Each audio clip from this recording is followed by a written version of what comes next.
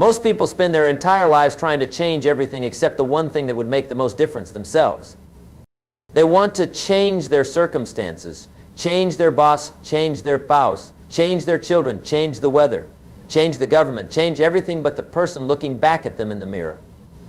But here's what I've learned after decades of studying success and human achievement: the most powerful changes you can make in your life start from within. Now, let me ask you something. How long have you been putting off that conversation with yourself? How long have you been avoiding the truth about where you are versus where you want to be? How long have you been saying someday instead of today? Because here's what I know about time: it doesn't wait for anyone. While you're making excuses, while you're procrastinating, while you're waiting for the perfect moment, life is passing you by. And the longer you wait to fix yourself, the more expensive it becomes. Think about it this way. If you have a small leak in your roof, what happens if you ignore it? That small problem becomes a big problem. If you ignore it long enough, it becomes a disaster. The same principle applies to your personal development, your relationships, your health, your finances, your career. Small problems ignored become big problems. Big problems ignored become disasters. And disasters can destroy decades of effort in a matter of months. I remember when I was 25 years old, broke, and making excuse after excuse for why my life wasn't working. I blamed the government, I blamed the economy, I blamed my boss, I blamed everyone and everything except the person who was truly responsible, me.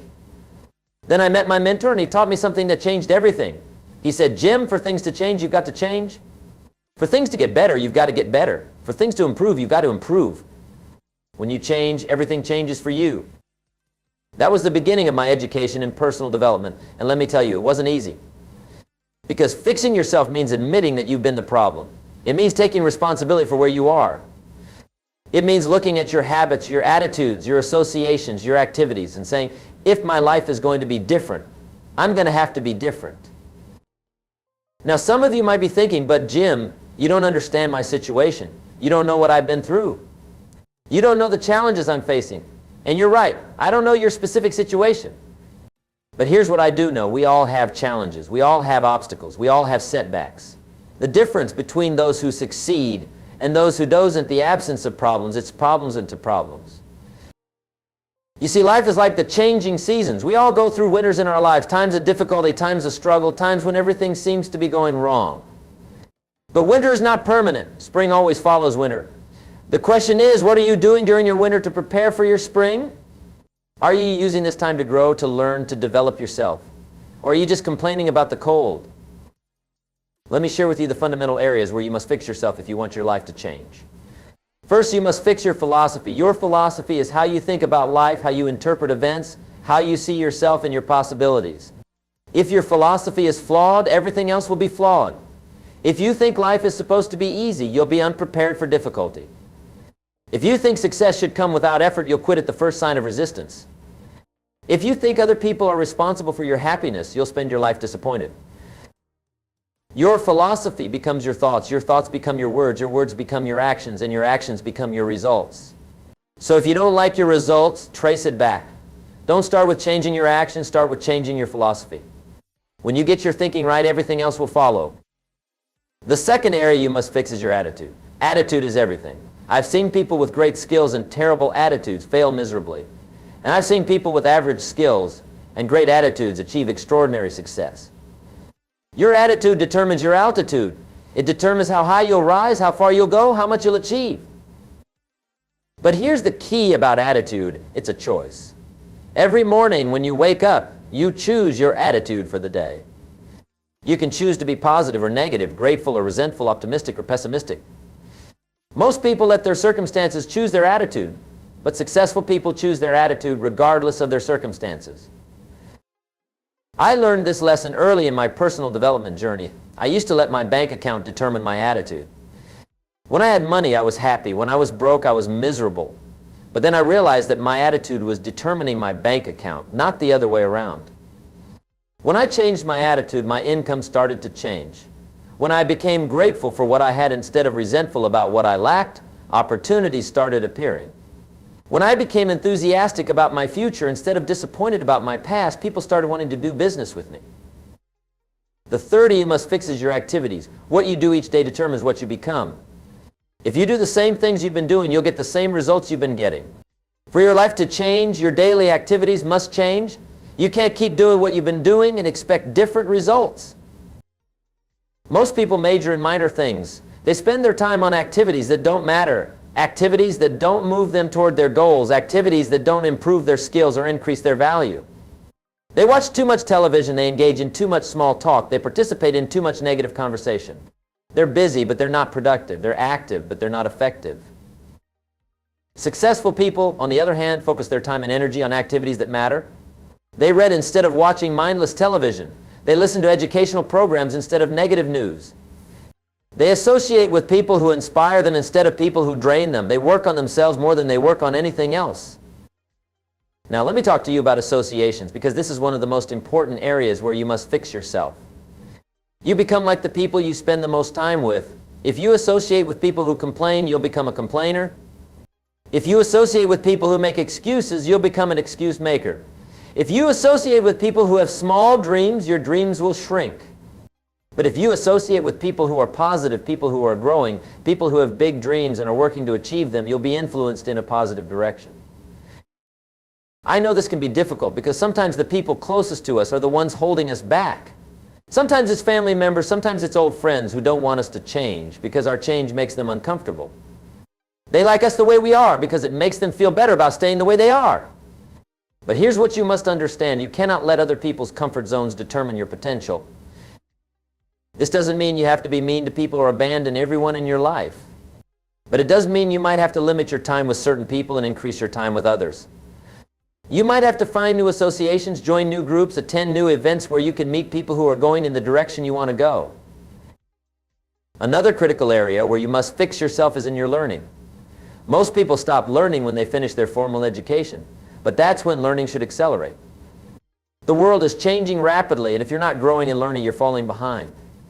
Technology is advancing, markets are evolving, opportunities are emerging, but you'll miss them all if you're not continuously educating yourself.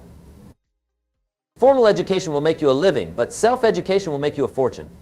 The books you read, the seminars you attend, the courses you take, the mentors you seek out, these will determine your future more than your past. You must become a student for life, not just for 12 or 16 years. Let me tell you something about learning that most people don't understand. Learning is not just about acquiring information, it's about transformation. When you learn something new and apply it, you become someone new. Every book you read changes you. Every skill you develop changes you. Every person you learn from changes you. The question is, are you changing in the direction you want to go? Now let's talk about discipline, because this might be the most important area where you need to fix yourself. Discipline is the bridge between thought and accomplishment, between inspiration and achievement, between necessity and productivity. Without discipline, all your good intentions, all your great plans, all your sincere desires mean nothing. Most people think discipline is about forcing yourself to do things you don't want to do. But that's not the highest level of discipline. The highest level of discipline is doing what you know you should do when you should do it, whether you feel like it or not. It's about keeping promises to yourself. It's about following through on your commitments. It's about being reliable to yourself before you can be reliable to others. The disciplined person does the things that the undisciplined person won't do. The disciplined person gets up early while others sleep in. The disciplined person exercises while others make excuses. The disciplined person saves money while others spend everything they make. The disciplined person invests in their education while others invest in entertainment. And because of these small daily disciplines, the disciplined person enjoys freedoms that the undisciplined person will never experience. But here's what's interesting about discipline: it gets easier with practice. Each time you do what you know you should do, it becomes a little easier to do it the next time. Each time you exercise discipline, your discipline muscle gets stronger. Each time you follow through on a commitment to yourself, you build self-trust and self-confidence. Let me share something with you about personal responsibility, because this is where most people get stuck. Personal responsibility means acknowledging that you are the primary creative force in your life. You are responsible for your choices, your responses, your attitudes, your actions, and ultimately your results. This doesn't mean you're responsible for everything that happens to you. You can't control all external events, but you are responsible for how you respond to what happens to you. Taking personal responsibility is not about blame or guilt, it's about power. When you accept responsibility for your life, you take back your power to change your life. When you blame circumstances or other people for your situation, you give away your power to change it. Victims have no power. Only people who take responsibility have the power to change their lives. This is why fixing yourself is so crucial. As long as you think the problem is out there, you'll keep looking out there for the solution. But when you realize that the problem is in here, you can start working on the solution where you have the most control within yourself. Now let me talk to you about goals, because you cannot fix yourself without having a clear picture of what you're trying to become. Goals are not just about what you want to have or do, they're about who you want to become. Every goal you set should make you stretch, should make you grow, should make you become more than you currently are. Most people don't have goals, they have wishes. A wish is something you hope will happen to you. A goal is something you're committed to making happen. A wish is passive, a goal is active. A wish depends on luck, a goal depends on effort. When you set a real goal and commit to achieving it, you must become the kind of person who can achieve that goal. And that's where the real value lies, not in the goal itself, but in who you become in pursuit of the goal. But here's what you must understand about goals. They must be your goals, not someone else's goals for you. Too many people are trying to live up to other people's expectations instead of creating their own vision for their life. Your parents might have certain expectations. Your spouse might have certain expectations. Society might have certain expectations. But at the end of the day, you're the one who has to live your life. Make sure you're working towards something that truly matters to you. Let me tell you about the power of habits, because ultimately fixing yourself is about changing your habits. Your life today is largely the result of your habits. You have habits of thinking, habits of speaking, habits of acting, habits of reacting. Some of these habits serve you well, others hold you back. The key to changing your life is to identify the habits that are working against you and replace them with habits that work for you. But changing habits is not easy. Your current habits have momentum. They've been reinforced over months or years or even decades. That's why most people who try to change fail. They underestimate the power of habit and they don't have a systematic approach to change. Here's the key to changing habits. You must replace bad habits with good habits. You can't just stop a bad habit. You must substitute it with a good habit. If you want to stop watching so much television, you must replace that time with something else, reading, exercising, learning a new skill. If you want to stop negative thinking, you must replace those thoughts with positive thoughts.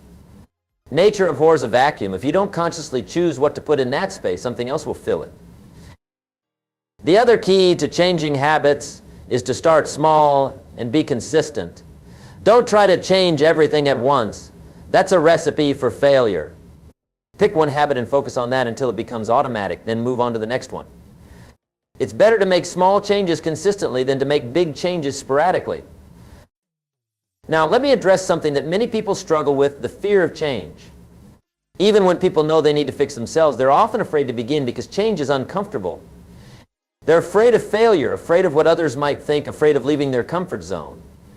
But here's what you must understand. The pain of remaining the same must become greater than the pain of change before you'll change. Right now, you might be comfortable with your current situation, even if you're not happy with it. Comfort and happiness are not the same thing. You can be comfortable and miserable at the same time. Comfort is familiar. Happiness requires growth. And growth requires leaving your comfort zone. The interesting thing about comfort zones is that they're not really that comfortable. When you're not growing, when you're not progressing, when you're not becoming more than you are, there's an inner restlessness and inner dissatisfaction that never goes away. You might try to ignore it. You might try to numb it with entertainment or substances or busyness. But it's always there whispering that you were meant for more. Let me tell you something about time, because time is the most precious resource you have, and you cannot fix yourself without understanding the value of time. Time is more valuable than money because you can make more money, but you cannot make more time. Everyone gets the same 24 hours each day, but not everyone uses those hours the same way. Successful people understand that time is their most valuable asset and they invest it wisely. They don't waste time on activities that don't move them toward their goals. They don't spend hours complaining about problems. They spend time solving problems. They don't spend time with people who drain their energy. They spend time with people who inspire and challenge them. But here's what most people don't realize about time. It's not about having time. It's about making time. Everyone has the same amount of time, but some people make time for what's important while others make excuses for why they don't have time. You make time for what you value.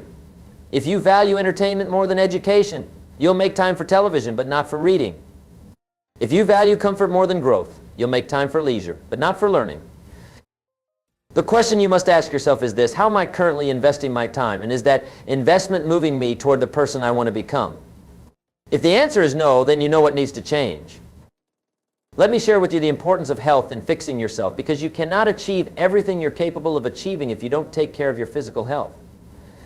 Your body is the vehicle that carries you through life. If you don't maintain it properly, it will break down, and when it breaks down, everything else in your life is affected. Most people take better care of their cars than they do their bodies. They change the oil in their car every few thousand miles, but they won't change their diet. They wash and wax their car regularly, but they won't exercise regularly. They're careful about what kind of fuel they put in their car, but they're careless about what kind of food they put in their body. Your health affects your energy, your mental clarity, your emotional stability, your productivity, your longevity, and your quality of life. You cannot separate your physical health from your success in other areas. When you feel good physically, you think more clearly, you have more energy for your goals, you're more optimistic about your future, and you're more attractive to others. But taking care of your health requires discipline. It requires making choices that might not be convenient or immediately pleasurable. It requires exercising when you'd rather rest, eating healthy food when you'd rather eat junk food, getting enough sleep when you'd rather stay up late. But these small daily disciplines in the area of health will pay enormous dividends over time. Now, let me talk to you about money, because financial literacy is a crucial area where many people need to fix themselves. Money is not the most important thing in life, but it affects almost every other area of your life. Your relationship with money affects your relationships with people, your career choices, your lifestyle, your stress levels, and your ability to help others. Most people have a confused relationship with money. They want more of it, but they don't understand how to get it or keep it. They work hard for money, but they don't make money work hard for them. They know how to spend money, but they don't know how to invest money. They understand consumption, but they don't understand wealth building. The first step in fixing your financial situation is to understand that money is a tool, not a goal. Money is a means to an end, not an end in itself. The goal is not money for its own sake. The goal is to use money to create the life you want and to contribute to others. The second step is to understand the difference between earning money and building wealth. Earning money is about trading your time for money. Building wealth is about making your money work for you through investments, businesses, and assets that generate income without requiring your constant time and attention. But before you can build wealth, you must first learn to manage money. You must learn to live below your means, to save a portion of everything you earn, to avoid debt for consumption, and to invest regularly for the future. These are basic financial disciplines that everyone should master, but most people never learn them. Let me address the importance of relationships in fixing yourself, because success is not a solo journey. The quality of your life is largely determined by the quality of your relationships. Your relationship with your spouse, your children, your family, your friends, your colleagues, your customers, your community. But all external relationships begin with your relationship with yourself. If you don't like yourself, if you don't respect yourself, if you don't trust yourself, it will be difficult to have healthy relationships with others. You cannot give what you don't have. You cannot love others if you don't love yourself. You cannot trust others if you don't trust yourself. Fixing yourself includes learning how to communicate effectively, how to listen genuinely, how to resolve conflicts constructively, how to show appreciation, how to give and receive feedback, and how to build trust. These are skills that can be learned and developed, but they require practice and commitment. The other aspect of relationships that's important to understand is that you must give before you receive. If you want to have good friends, you must be a good friend. If you want to be loved, you must be loving. If you want others to be interested in you, you must be interested in others. The law of reciprocity governs all relationships. What you put out comes back to you. Now let me talk about contribution, because ultimately fixing yourself is not just about improving your own life, it's about improving your ability to contribute to others. The highest level of human satisfaction comes from making a meaningful contribution to something bigger than yourself. When you fix yourself, when you develop your skills, when you improve your character, when you increase your knowledge, you increase your ability to serve others. You become more valuable to your employer, more helpful to your family, more useful to your community, and more effective in making a positive difference in the world. But contribution must come from overflow, not from deficit. You cannot give what you don't have. That's why you must fix yourself first. You must fill your own cup before you can pour into others' cups. This is not selfish. This is necessary. When you're operating from a place of strength, abundance, and wholeness, you have much more to offer others. The people who make the greatest contributions to humanity are those who have done the work on themselves first. They've developed their talents, refined their character, acquired knowledge and wisdom, and built the inner resources necessary to handle the challenges that come with making a significant impact. Let me share with you the urgency of fixing yourself now, not later. Tomorrow is not promised to any of us. We assume we have unlimited time to make changes, to improve ourselves, to become who we're capable of becoming. But that assumption might be wrong. Life is fragile and unpredictable. The time to fix yourself is now while you still can. But even if you live a long life, waiting to change is expensive. Every day you delay is a day lost, an opportunity missed, a chance that might not come again. The habits you need to break get stronger with time. The skills you need to develop get harder to learn as you get older. The relationships you need to repair might not wait for you to be ready. There's also the compound effect to consider. Small improvements made consistently over time create massive results.